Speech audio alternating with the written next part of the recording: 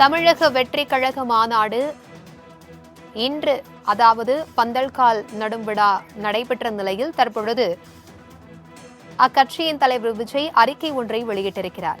இதுகுறித்தான கூடுதல் விவரங்களுடன் இணைகிறார் எமது செய்தியாளர் மணிகண்டன். வணக்கம் மணிகண்டன், இந்த அறிக்கை குறித்தான முழு விவரங்கள் என்ன? வணக்கம். தமிழக வெற்றி கழகத்துடைய முதல் மாநில மாநாடு வரக்கூடிய அக்டோபர் 27ஆம் தேதி விக்கிரவாண்டியில் இருக்கக்கூடிய வீசாலை எனும் பகுதியில நடைபெற இருக்கிறது. அதற்கான பந்தக்கால் நடும் விழா இன்று காலை வெகு விமர்சையாக நடைபெற்றிருக்கிறது.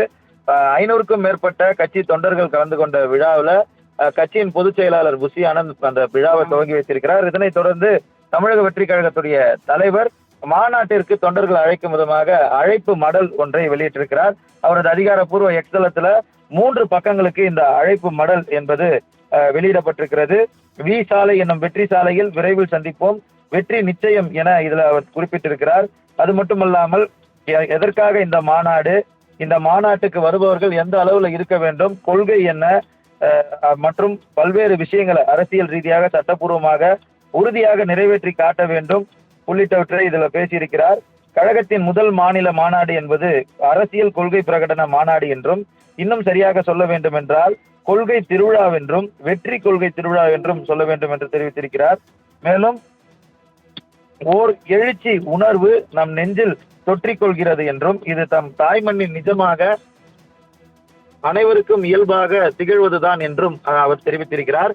அது மட்டுமல்லாமல் தொண்டர்களுக்கு அவர் எழுதியிருக்கக்கூடிய இந்த மடலை பொறுத்தவரையில ஒன்றே ஒன்றை மட்டும் அழுத்தமாக சொல்ல வேண்டும் என விரும்புகிறேன் என்றும், அதை நாம் எப்போதும் ஆழமாக மனதில் பதிய வைத்து கொள்ள வேண்டும் என்றும், பொறுப்பான மனிதனை தான் குடும்பம் மதிக்கும், பொறுப்பான குடிமகனை தான் சிட்டிசனை தான் நாடு மதிக்கும், அதிலும் முன்னுதாரணமாக ரோல் மாடலாக திகழும் மனிதனை தான் மக்கள் போற்றுவார் என்றும் தெரிவித்திருக்கிறார்.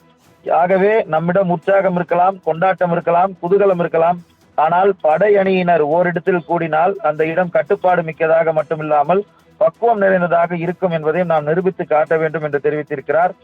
இவர்களுக்கு அரசியல் என்றால் என்னவென்று தெரியுமா, மாநாடு என்றால் என்னவென்று தெரியுமா, களத்தில் தொடர்ந்து நின்று வென்று காட்ட இயலுமா, இப்படி ஏகப்பட்ட கேள்விகள் நம் மீது வீசுவதில் அதீத விருப்பம் கொண்டவர்களாக சிலர் இருப்பதாகவும், இந்த விருப்பங்களுக்கு பதில் தரும் மாநாட்டாக வெற்றிகரமாக இந்த மாநாட்டை நடத்தி தர வேண்டும் என்றும் அவர் தெரிவித்திருக்கிறார்.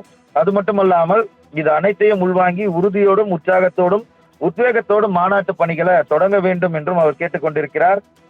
மாநாட்டு பணிகளுக்கான குழுக்களின் பொறுப்பாளர்களும் அது சார்ந்த சட்டமன்ற தொகுதி பொறுப்பாளர்களும் விரைவில் அறிவிக்கப்பட இருப்பதாகவும், ஒற்றுமையாக நமது வலிமை என்பதை நாட்டுக்கு உணர்த்தும் வகையில் மாநாட்டு பணிகளை தொடர வேண்டும் என்றும் அவர் தெரிவித்திருக்கிறார்.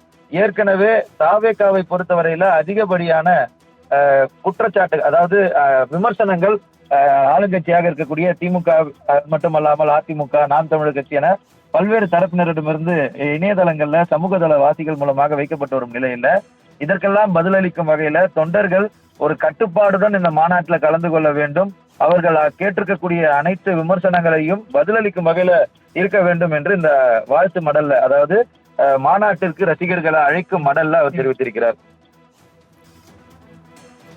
தகவல்களுக்கு நன்றி மணிகண்டன்.